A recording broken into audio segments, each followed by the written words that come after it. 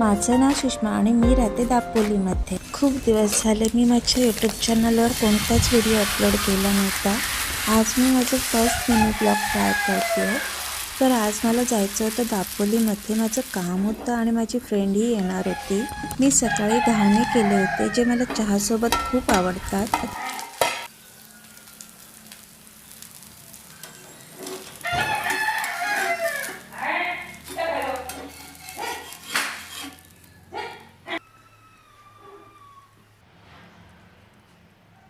नाश्ता करून मी आणि माझी भाची राही दापोलीत जायला निघालो। माझं काम आवरल्यानंतर मी आणि माझी फ्रेंड धनश्री आम्ही तिकडे डोसा खाल्ला आणि ताक खाल्लं।